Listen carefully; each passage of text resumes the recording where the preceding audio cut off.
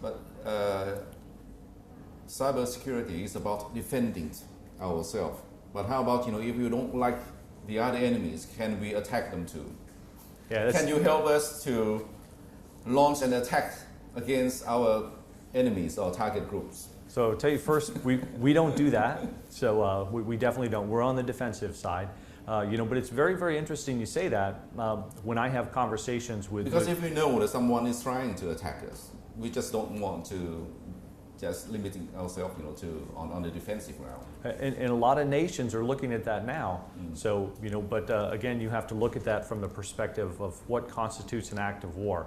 If you think, and it's the very murky area in cybersecurity, you may think you're being attacked by this group, but it could be actually that they've broken into those systems and they're actually attacking you through somebody else's systems. So it could be somebody else. And by actually hacking back, you could potentially start, a larger conflict and not realize, that's what you're doing. So many nations need to rethink today what they think constitutes an act of war when it comes to, cybersecurity. Yeah. In the US, a big issue now is emerging regarding privacy, following reports that governments, might be tapping on their phones or using security system, to pry, into some of the emails, of the citizens. Is that a big issue, and how is it developing now? That's a really interesting question. The whole. In terms of what's the fine line, between protecting national security and also infringing, upon privacy, privacy rights. Yeah, we've had a lot of interesting discussions and interviews on the whole PRISM, Snowden leaks and WikiLeaks. I will tell you, that's a very interesting area, and it's one we're totally on the defensive side. That's what we do as a cyber defense piece. We don't typically get involved on the offensive side. We don't get involved in the monitoring side because we're a commercial company that sells to banks, governments, and large enterprises across the board. My point is, when something like that comes out, I think the most important thing is for senior IT executives to realize it's a wake-up call, because any corporation or any government that has some secrets, so you could have either an insider or somebody externally that wants to leak your sensitive information. So my biggest point is it's a wake-up call that we should all be concerned about anything you wish to keep secret, can actually get out there. And I'm sure your newspaper has things that you want to keep internal in your systems and not actually out there on the on the cyber air, so to speak. So how do you normally work with your customers? They invited you in, and then you kind of take a look at their system and then providing advisory service. Yeah, so or put an appropriate system there to help them. Yeah, so we work with a lot of Thai partners out here, so that will bring us in and ask us to assist on a program that they're actually assisting a corporation or a government with. We also have been called directly by potential customers that have heard about us, so and asked us to come in and do what we call a proof of concept or proof of value.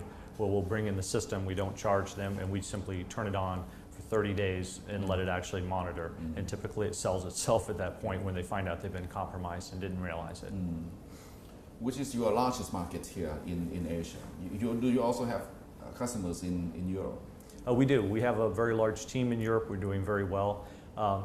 It's really interesting. It's large enterprise across the board, so it's a very mixed market for us. The quickest adopters have typically been large financial institutions, and I think it's simply because they have so much to protect, and when they do that proof of concept test I talked about, so they'll very quickly do a purchase order and buy the equipment, so put it in line. Let's see. Are you going into China?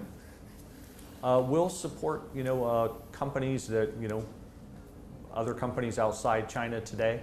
So, but we've not grown a team in China at this point in time. It's a broad market, so, and we'll see what the future brings. How about other markets in Southeast Asia, apart from Singapore and Thailand? Yeah, we're in a lot of different countries out here. We have a team in Taiwan. We have a team in Korea, Japan. And we've got a lot of coverage out of Singapore into some of the smaller nations out here as well. India, we're in Indonesia. So, but again, we're growing very, very rapidly. So we're not everywhere we'd like to be, but we do have coverage. How big is the industry now? It's an interesting. Asia. Oh, in Asia? I don't have the specific numbers in Asia, but it's globally by 2017, IDC says it's going to be $30 billion industry. I see. And what's the growth rate? Double digit every year? Yeah, it's double digit every year, so it's done very, very well. Simply because it's becoming more and more of a problem as we automate. And as you started our conversation with, everybody goes to smartphones. Everything's becoming automated. There are more and more cars rolling off the factory lines now that actually have Wi-Fi built into the cars. So you have a rolling vehicle that somebody can try to attack. And at a recent cybersecurity conference just back in July, they showed how to hack a car remotely from those Wi-Fi hotspots.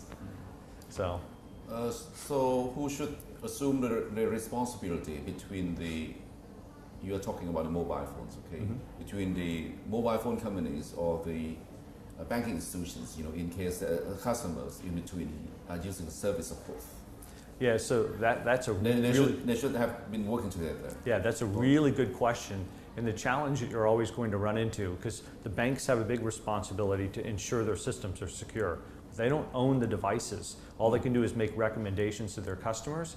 So the challenge you have is, even if they provide you a secure app, you may have another app on there that actually takes the information to actually give you a broader picture of your financial spending and investments and everything else. So it's always going to be tied to both. So the bank has that responsibility, but the user also has responsibility to ensure their device is clean.